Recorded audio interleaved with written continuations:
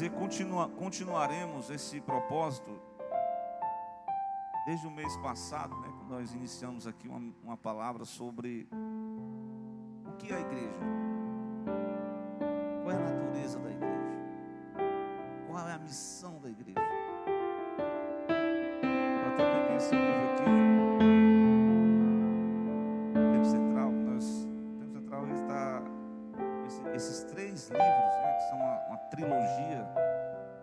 Eu peguei aqui uma missão onde nos é apresentado uma trilha, um caminho a percorrer por todas as congregações.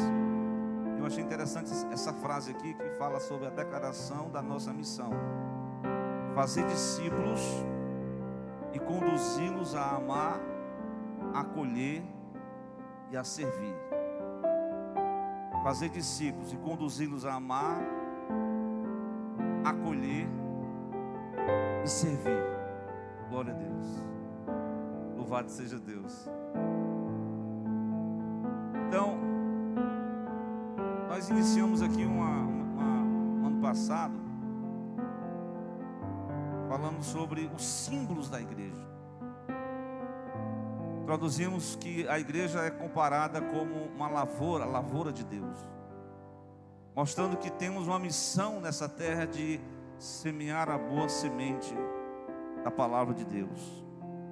Em seguida, foi ministrada uma outra doutrina sobre a questão da igreja comparada ao edifício de Deus, onde cada um de nós estamos fundamentados na rocha que é Cristo, e cada um cresce, cada um uma pedra viva, é chamados para adorar a Deus no edifício de Deus. Eu sei que tivemos uma escola bíblica na quinta-feira, mas na última doutrina do ano passado, faz muito tempo não, foi semana passada, né? Nós falamos que a igreja, ela tem uma outra simbologia do Novo Testamento muito interessante, não é? Mário, a igreja é comparada como o quê? A noiva do Cordeiro de Deus. Cristo é um noivo. Então ele marcou um dia um casamento. Será na eternidade, nas bodas do Cordeiro, depois do arrebatamento. Mas enquanto isso, nós caminhamos aqui nesse mundo, e diante de um mundo perdido, degenerado, nós temos que se relacionar com o noivo através da oração, através dessa comunhão com Deus, porque se a gente não tiver, é como o ar que respiramos. Se não tiver oração, a gente morre. Então a noiva de Jesus, ela tem um relacionamento de amor espiritual com Cristo. Também nós falamos sobre a questão, é uma relação de compromisso e fidelidade, porque são muitas opções que querem cativar os nossos pensamentos, nossos corações para este mundo mal. Mas nós temos uma aliança, nós temos um compromisso, nós firmamos um pacto com Deus, e nós precisamos continuar firme no propósito com Deus. E eu disse que essa aliança, que esse relacionamento com Deus, ele vai trazer um aperfeiçoamento da própria noiva, porque o Espírito Santo, ele vai modelando conforme o caráter de Cristo, ele vai preparando, colocando os adornos espirituais, que é a formação do caráter de Cristo em nós. E um dia nós estamos aguardando o soar da trombeta, mas enquanto isso, nós temos uma missão a cumprir. E desta feita, eu li aqui um versículo que o Mário também, ele leu todos os 3 capítulos, versículos, quer dizer, os 4, mas o versículo 19 diz: vós sois, ele diz, já não sois, você não é mais um estrangeiro, você não é mais um forasteiro, você agora é concidadão dos santos e da família de Deus.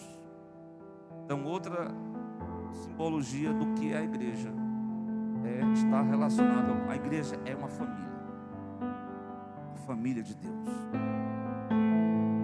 Nós falamos que a igreja é a família de Deus. Todo mundo diz assim: eu também sou filho de Deus. E ainda acrescenta outra palavrinha aí, né?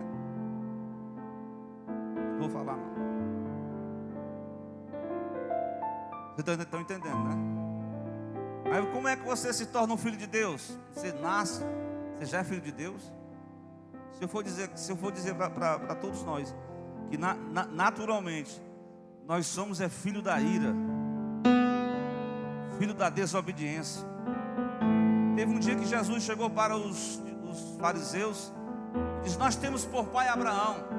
Jesus disse: se vocês fossem filhos de Abraão, vocês fariam as obras de Abraão. Aí depois diz: nós não somos filhos nascidos de forma ilegítimos, nós somos filhos de Deus. Vocês não são filhos de Deus não. Jesus falou para ele. Foi Jesus que falou, não foi eu não, nem um teólogo. Jesus falou para a elite religiosa: vocês são filhos do diabo, porque vocês querem me matar. Vocês estão, desde o princípio, vocês estão com a mentira, vocês não se firmam na verdade, vocês estão aliados com o mal. Porque o verdadeiro filho de Deus, sabe como é que ele se torna um filho de Deus? Acredito que você já conhece esse texto, talvez. Capítulo 1 de João, versículo 11. Diz que Cristo veio para o que eram os seus, mas os seus não o receberam. Mas o versículo 12 diz o quê? Que a todos quanto o receberam, deu-lhes o poder de serem feitos, de serem constituídos filhos de Deus. Mas não é filho por criação, é filho por adoção. Nós fomos adotados por Deus. Nós recebemos a nova natureza através da regeneração, e o Espírito Santo começou a habitar, e nós nos tornamos agora filhos por adoção. Interessante o versículo 13. Esses filhos não nasceram do sangue, não nasceram da vontade da carne, não nasceram da vontade do homem, mas foi da vontade de Deus. Glória a Deus. O apóstolo diz na sua carta, Pedro, que Cristo, quando Ele nos regenera, Ele nos transforma. E isso vale para todo homem que crê que Cristo é o Filho do homem, que é o Filho de Deus. Capítulo 1 de 1 de Pedro, versículo 3, diz que bendito é o Deus e Pai. Olha como Deus se apresenta para nós. Ele é um Pai. Se fosse falar de Deus como Pai no Velho Testamento, era algo assim diferente. Mas no Novo Testamento Ele vai se apresentar como Pai. O Pai que está pronto para abraçar o seu filho. O Pai que está pronto a ensinar os seus filhos. E o versículo diz que bendito seja o Deus e Pai de nosso Senhor Jesus Cristo, que nos gerou. Olha aí, a nova geração. Pedro vai dizer: nós somos a geração eleita. Nos gerou de novo para uma viva esperança pela ressurreição de Jesus Cristo dentre os mortos. Então, a partir desse momento, esse é o meio pela qual o homem e a mulher se tornam participante dessa família de Deus. Glória a Deus. Quando ele aceita Jesus como seu Salvador, como seu legítimo Salvador, ele passa a comungar essa mesma natureza espiritual, porque ele foi regenerado. Glória a Deus. Essa é uma experiência que tem algumas pessoas que dizem assim: eu já nasci na igreja, desde que eu nasci na igreja. Aí eu pergunto: você já nasceu de novo? Esse negócio de dizer que nasceu na igreja, mas nunca experimentou um novo nascimento, é preciso rever esse conceito. Porque família de Deus, não é porque eu sou filho de pastor. Eu venho me perguntar para mim, né? Adolescentes, eles falam: o que tu é mesmo? Eu disse: eu sou filho de crente. Isso foi num ano. No outro ano, uma pergunta lá numa entrevista, inclusive lá no quartel, viu? Seu Magno, no quartel, disse: qual é a sua religião, meu amigo? Disse: pode botar aí que eu sou cristão evangélico. 91. Mas um ano anterior eu dizia: eu sou filho de crente. Você é preciso ter uma experiência com o novo nascimento. É preciso ter uma experiência pessoal com Cristo. Não é apenas ir na experiência do meu pai, na experiência da minha mãe. Eu preciso ter uma experiência com Deus. Eu preciso ter um novo coração. Glória a Deus. Então, meu irmão, nós fazemos parte de uma... Quando aceitamos a Jesus, nós fazemos parte de uma família de Deus. Amém aí? Para vocês, amém? Eu quero mostrar outra coisa que vai confirmar se você é da família de Deus. Jesus estava dando uma lição para os discípulos. De repente chega a família de Jesus. Quem era a família de Jesus? A família de Jesus eram os irmãos, as irmãs, a mãe dele. Nesse tempo o pai dele já não existia. O pai adotivo, José, que adotou, criou, ensinou, doutrinou. E o menino Jesus, com 12 anos, já estava ali dando aula para os doutores da lei. Mas no capítulo 12 de Mateus, ele vai falar sobre a epígrafe da família de Jesus, versículo 46. Se você está acompanhando esse texto, lá no versículo 49, porque a família de Jesus chegou para ele preocupado. Jesus parece que não parava em casa. O ministério absorveu o tempo dele. Em determinado momento, a família de Jesus chegou para ele e falou à multidão: eis que está lá fora sua mãe, está lá fora os seus irmãos, eles querem falar contigo. Versículo 47 diz: disse-lhe alguém: eis que está ali fora tua mãe e teus irmãos, que querem falar-te. Jesus, porém, pegou essa... Interessante que Jesus... Ele pega a oportunidade, daquela oportunidade, ele promove um ensino. E o ensinamento que ele promoveu agora foi o seguinte: olha, sabe quem é minha mãe? Sabe quem são meus irmãos? Quem são eles? Veja aí o que vai confirmar a família de Deus. Estendendo o versículo 49, a mão para os seus discípulos, e disse: eis aqui a minha mãe e meus irmãos. Porque qualquer que fizer a vontade de meu Pai, qualquer que fizer a vontade de meu Pai, que está nos céus, este é quem? É minha família. Este é meu irmão, é minha irmã e é minha mãe. Então Jesus espiritualizou aqui, viu? Espiritualizou aqui a situação. Tá certo? A mãe, os irmãos estavam lá fora, a multidão estava fluindo. Eles queriam conversar com Cristo e mandaram uma mensagem para ele. Aí ele disse: quem é minha mãe, quem é meu pai, quem é meus irmãos? São todos aqueles que fazem a vontade de meu Pai que estás nos céus. Glória a Deus. Então essa é uma evidência que comprova. A primeira evidência é o novo nascimento. A segunda evidência de que você faz parte da família de Deus é porque agora você está sendo direcionado, guiado por Deus, que é o nosso Pai. Glória a Deus. Jesus contava muita parábola sobre a questão da família. Quem não lembra daquela passagem que ele disse: um pai tinha 2 filhos. Então tem várias. Só me veio à mente aqui a parábola do filho pródigo. Mas tem outra que diz: um pai tinha 2 filhos. Ele disse: meu filho, vem cá. O filho disse: sim senhor, meu pai. Vá trabalhar na vinha. Ele disse: vou não. Depois ele pensou, ele foi trabalhar. Chegou para o segundo filho e disse: vem cá, rapaz. Ele disse: pois não, pai. Vá trabalhar na vinha. Ele disse: eu vou. Sabe, aqui tem pessoas que assim, chega no começo da temporada, né, do ano: eu estou disposto a vir, estou disposto a trabalhar na vinha, estou disposto a evangelizar, estou disposto a vir para o ciclo de oração, estou disposto a vir para a escola dominical, estou disposto a vir para a doutrina, estou disposto para vir para a oração, para o jejum. Mas quando passa um tempo, não foi mais trabalhar na vinha.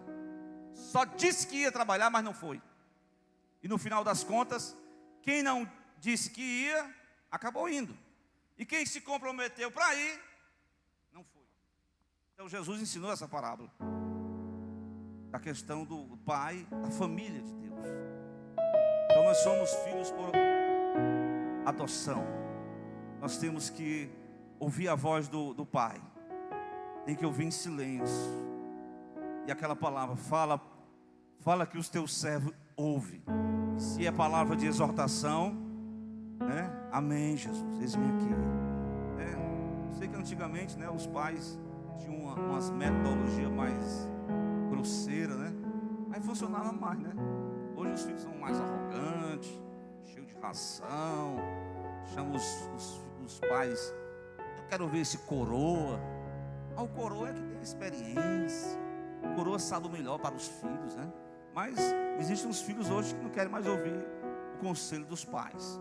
Mas é essa mensagem para o culto da família. Mas também serve nesse culto de doutrina. Mas, meus irmãos, a igreja como família de Deus é a mensagem que nós queremos estar nessa noite, apresentando as características da igreja como família de Deus. Interessante que toda vez que eu falo da questão da família de Deus, eu tenho que falar sobre essa questão. Eu falei da noiva, o noivo, do relacionamento de amor. Mas é o seguinte, no quesito família de Deus, quando o apóstolo João, que é o apóstolo do amor, o apóstolo que explica a questão do amor de Deus, João, a gente diz que João era um homem cheio de amor. Mas a gente vai ver no início da vida de João, ele era filho do trovão. Os irmãos têm uma ideia do que significa isso aí, né? Valentão. Quando Jesus chegou lá em Samaria e não encontrou uma hospedaria, João disse: Senhor, manda fogo aí. Eu sei que tem uns irmãos que usam essa expressão, fogo. Mas o Senhor disse: você não sabe o que vocês estão falando, viu?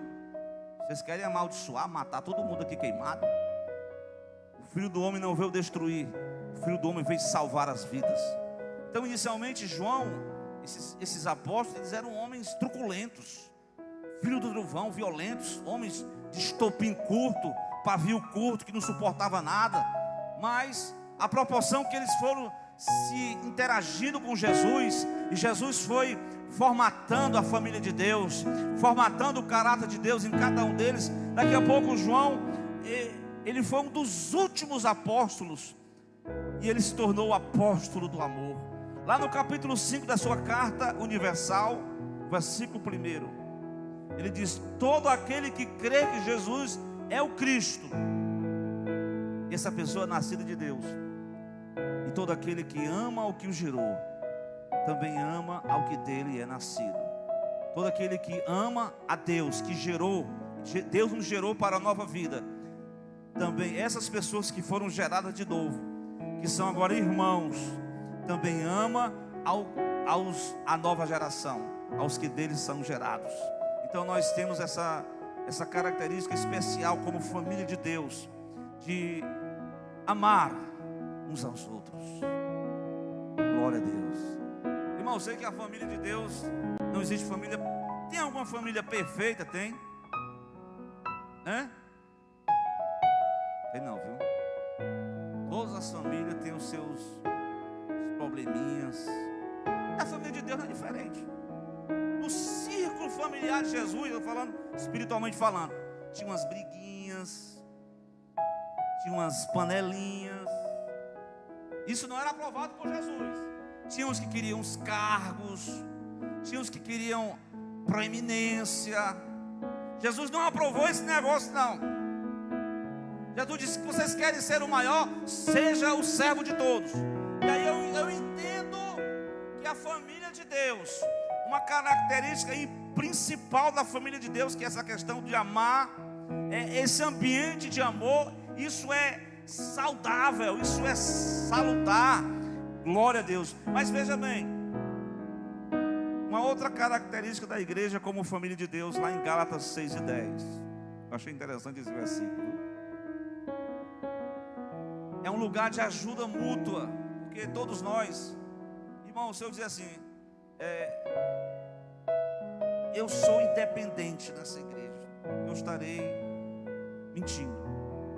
Eu preciso uns dos outros, nós precisamos uns dos outros. E o apóstolo ensina a igreja de Gálatas, capítulo 6, versículo 10, irmãos. Assim, enquanto temos a oportunidade, se a oportunidade chegou para você, se você está com a oportunidade de ajudar alguém, a Bíblia diz: façamos o bem a todos. Mas ele diz uma observação: principalmente aos da família da fé. Principalmente aos da família da fé. Então a igreja, como família de Deus, é um lugar onde há uma ajuda mútua. Glória a Deus por isso. Que cada um de nós sejamos ajudados pelo Pai Celestial, pelo Espírito Santo, pelo próprio Cristo que nos anima, que nos encoraja. Mas muitas vezes nós somos ajudados uns pelos outros, carregar os fardos uns dos outros. Glória a Deus. Então todas essas características formatam o que é a igreja como família de Deus. Mas eu encontro uma outra característica que eu achei muito importante, irmãos. Eu fui lá para a carta de João de novo. Esse versículo é bastante conhecido. É a primeira carta de João, capítulo 1, versículo 7. Diz assim: se nós andarmos na luz, como Cristo na luz está, tendo comunhão uns com os outros. Então a igreja foi chamada para viver em família. Família é comunhão. Tem até uma palavrazinha que vocês... a palavra comunhão, ela é uma... Desde quando a igreja surgiu como igreja, foi um propósito de Jesus estabelecer. Eu sei que essa comunhão não é uma uniformidade. Não é uniformidade. Porque cada um tem os seus gostos e gostos. Cada um tem a sua forma. Mas cada um tem as suas opiniões, claro. Mas o propósito é um. O objetivo é único. O ideal é Cristo. Glória a Deus. Então, se nós andarmos com Jesus e temos comunhão uns com os outros, Jesus nos lava de todo pecado. O sangue dele nos cobre e nos purifica de todo mal. Então a igreja de Jesus é uma igreja, glória a Deus, como eu falei, não é como uma família perfeita, mas é uma igreja que vai se ajustando. É uma igreja que vai se fortalecendo mutuamente. É uma igreja que vai criando um ambiente de comunhão. E aí nós vamos sempre encontrar essa característica negativa. Sempre o adversário vai querer quebrar a unidade da comunhão, através de intrigas, através de fofocas, através de disse-me-disse. Mas eu creio que a igreja de Corinto, ela passou por isso. Quando Paulo exorta a igreja de Corinto, no capítulo 1, versículo 10, ele diz assim, ele faz um apelo à igreja. Ele faz um apelo, diz: rogo-vos, porém, irmãos, em nome de Jesus. Ele usa o nome do Senhor Jesus, irmão, quando o negócio era sério. Possais dizer todos a mesma coisa. Que não haja entre vós dissensões, que sejais unidos, no mesmo sentido, no mesmo parecer. Notaram aí como a igreja de Jesus era chamada a comunhão e não a divisão. A igreja de Jesus é chamada a multiplicação e não a divisão. A multiplicação que eu disse porque são os esforços unidos que se agregam e que se juntam e que se fortalecem. Mas essa questão de dividir, isso não é coisa de Deus. O primeiro que dividiu, você sabe quem foi, né? Pegou logo a terça parte dos anjos, arrastou para si. E com Deus, né, não brinca. A gente ainda trata, às vezes meus pais, eles tratam os casos de filhos rebeldes. A gente tem que tratar mesmo, né? Mas com Deus lá no céu não foi assim. Deus expulsou o rebelde e a terça parte foi com ele. Foi embora. E o próprio Jesus disse: eu vi Satanás cair do céu como um raio, com a terça parte dos anjos. A turma que se agregou à rebeldia, irmãos, foi feio a situação. E aí está a situação no mundo, né? Os homens, os espíritos malignos que se desalojaram da herança de Deus, se tornaram espíritos imundos. Mas esse não é o nosso assunto. Mas o nosso assunto aqui é falar sobre essa comunhão, a igreja como família de Deus. Uma outra coisa que eu achei também muito importante, até eu peguei esse livro, eu li uns primeiros páginas, e eu descobri que a igreja foi chamada para o acolhimento. O nosso pastor Antônio José, ele citou um versículo, Romanos 15, versículo 7, dentro desse livro. Eu achei muito forte essa palavra. O acolhimento é um chamado para recepcionar as pessoas, é um chamado para cuidar. Glória a Deus. E esse texto de Romanos 15, versículo 7, diz assim, ó: portanto, irmãos, recebei uns aos outros, como também Cristo vos recebeu, vos acolheu, para a glória de Deus. Então a questão do acolhimento, irmãos, como igreja de Jesus, faz parte da nossa identidade como família de Deus. Uma família que acolhe pessoas, uma família que evangeliza através dessa lição de abraçar uns aos outros, de acolher uns aos outros. O acolher aqui não é passar a mão sobre, é fazer vista grossa, né? Porque os pais muitas vezes ele faz vista grossa com os erros dos filhos. Aí ele abraça todo mundo. Tem que abraçar mesmo. Mas é assim, é um abraço. Diz assim, olha, tu tem que mudar, tu tem que mudar, tu tem que melhorar. Não, ele abraça. É um abraço do perdão, por exemplo. A parábola que eu me reporto agora, que eu me lembro agora sobre a questão da criação, é uma parábola que, viu, irmão? Agora do irmão Magno ali, na Páscoa, uma festividade que teve ali no 3BC, foi feita uma pergunta: quem são os combatentes que eram católicos da igreja evangélica, né? Quem são os evangélicos? Um comando fora de forma, tal, um passo à frente. Aí eu fui, e eu achei interessante que até um pastor da igreja batista, ele começou a pregar, e ele veio pregar uma palavra muito conhecida. Um pai tinha 2 filhos, o mais velho era muito obediente, e tinha um filho mais novo. Um dia o filho mais novo chegou para ele e falou o seguinte: eu quero sair dessa casa aqui, porque eu não quero chegar, eu quero chegar a hora que eu quiser, eu quero ter minha própria casa, eu não quero que o Senhor se meta na minha vida. Ele quis viver a vida dele. O que o pai dele fez? Você quer isso mesmo? Pode ir. Deu a herança e foi embora. Meu amigo, o homem gastou o dinheiro com as meretrizes. A amizade ele tinha muito, porque enquanto a pessoa tem dinheiro, tem amigo, tem não? De repente, o dinheiro se acaba, os amigos também, e as namoradas foram embora também. E ele ficou sozinho, sem nenhuma roupa no corpo, só com os farrapos, até sem chinela. E ele olhou para dentro de si e disse: rapaz, eu não tenho nem o que comer. Foi arrumar um trabalho, você sabe a história. Trabalho de cuidar de porcos. Queria comer até a porção daqueles animais. Interessante que a Bíblia associa a pessoa que se desvia do caminho, é como aquele que o animal que se lava e se torna sujar. Então o cão que provoca o seu vômito e torna a comer. Aquele homem, aquele rapaz, ele pensou: será que o meu pai vai me receber, vai me acolher? Glória a Deus. Ele fez o caminho de volta. Essa foi a mensagem que eu ouvi lá no quartel. Nossa, aqui está pegando para mim mesmo. Tem que fazer o caminho de volta. Tem que voltar à casa do pai. Tem que voltar e pedir perdão. Às vezes a pessoa na própria família cria um ambiente de tensão. Aí o pai ou a mãe não fala mais, ou o irmão fica mal do outro irmão e fica aquela divisão, e os anos se passam. Eu lembrei agora dos 2 irmãos.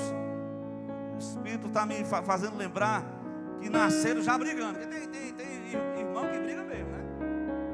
Já brigaram desde o ventre materno. Um agarrou a perna do outro, e a mãe dele atribulada. Meu Deus, que confusão essa aqui dentro do ventre. E ele orou e disse: são 2 nações que existem no teu ventre. O maior servirá ao menor. De repente nasce o primeiro, Esaú. E o segundo nasce agarrado na perna de Jacó, suplantador. E ali houve aquela, irmão, essa é uma mensagem, mas a mensagem é essa: depois de 20 anos, eles estavam mal, e um ameaça matar o outro, mas depois de 20 anos, eles se abraçaram, eles se perdoaram, porque Deus é que fez isso. Deus é quem perdoa o pecador, Deus é quem toca no coração das pessoas. E o pai de família estava ainda esperando o seu filho voltar. Como de fato Deus, o Pai, espera que aqueles que se afastaram da sua casa, eles possam voltar novamente. Glória a Deus. Então essa questão de acolhimento é uma questão de abraçar, de acolher, de perdoar. O pai perdoa, o pai abraça. Mas tem outra mensagem para aquele que não perdoa, né? É o irmão mais velho.